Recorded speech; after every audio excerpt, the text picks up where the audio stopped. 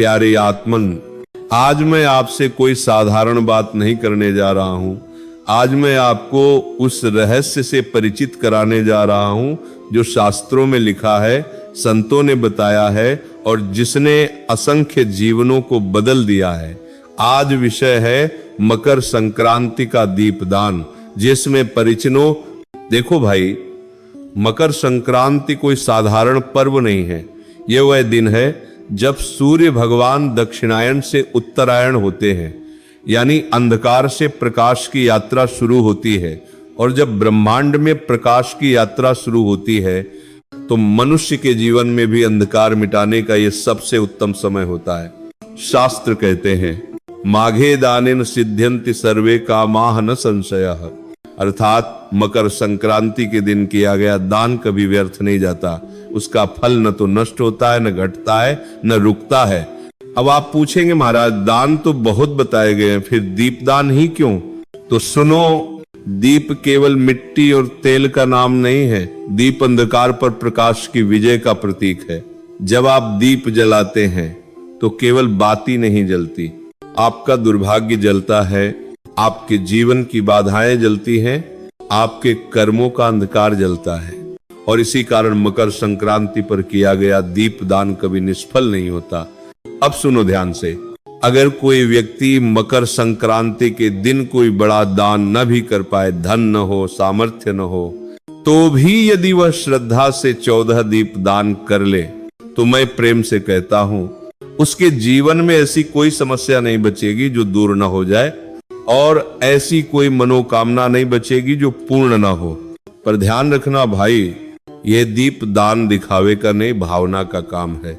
अब विधि सुनो, मकर संक्रांति के दिन यह दीप दान शाम या रात्रि में करना है, क्योंकि दीप का संबंध प्रकाश से है और प्रकाश का महत्व अंधकार में ही होता है। दीपक यदि मिट्टी के हों तो उत्तम, नए हो तो और भी श्रेष्ठ, यदि न मिले तो पुराने भी चलेंगे, और यदि वह भी संभव न हो तो आटे के दीपक बना लो, पर याद रखना उसमें नमक नहीं मिलाना। बात ये, आटे के दीपक में गोल बाती, मिट्टी के दीपक में लंबी बाती। तेल, तिल का तेल सर्वोत्तम है, न मिले तो सरसों का तेल, और यदि सामर्थ्य हो तो शुद्ध देसी गाय का घी। अब एक बहुत गूढ़ बात सुनो, इन दीपकों में काली तिल अवश्य डालना, क्योंकि तिल पितरों का भी प्रतीक है और मकर संक्रांति पितृ तृप्ति का भी पर्व है। अब जब दीपक तैयार हो जाएं तो एक एक करके प्रेम से, श्रद्धा से उन्हें जलाना। सबसे पहले अपने घर के दीप, पहला दीप घर के मंदिर में भगवान के चरणों में, और मन ही मन कहना, हे प्रभु, जैसे यह दीप जल रहा है वैसे ही मेरे जीवन का अंधकार दूर हो।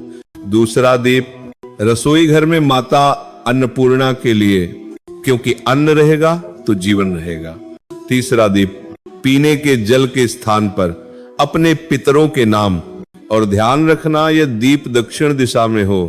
चौथा दीप तुलसी माता के चरणों में। पांचवा दीप घर की दहलीज पर, क्योंकि यही वह स्थान है जहां से लक्ष्मी आती है और दरिद्रता लौटती है। इसके बाद घर से बाहर छठा दीप नदी, तालाब, कुआं या बावड़ी के पास, जल जीवन है। सातवां दीप बेलपत्र के वृक्ष के नीचे।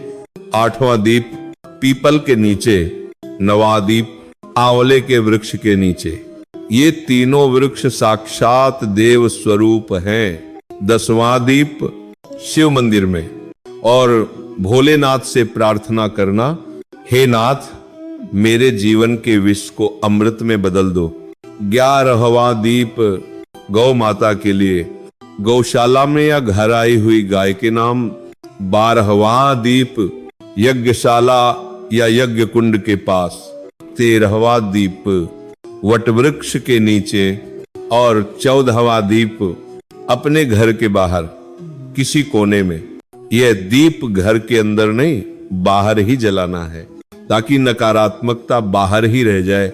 यदि इनमें से कोई स्थान न मिल पाए तो अंत में दीपक को अपने घर की दीवार के पास रखकर भावना कर लेना कि हम वहां दीप दान कर रहे हैं। याद रखना भाई, भगवान भावना देखते हैं, दूरी नहीं। और अगले दिन घर में रखे दीपकों का विसर्जन कर देना नदी में या स्वच्छ जल में। बस इतना कर लो। न मंत्र चाहिए, न तंत्र चाहिए, न किसी पंडित की आवश्यकता, केवल श्रद्धा चाहिए। और मैं प्रेम से कहता हूं, जिस घर में मकर संक्रांति की रात 14 दीप जलते हैं, उस घर में अंधकार टिक नहीं सकता।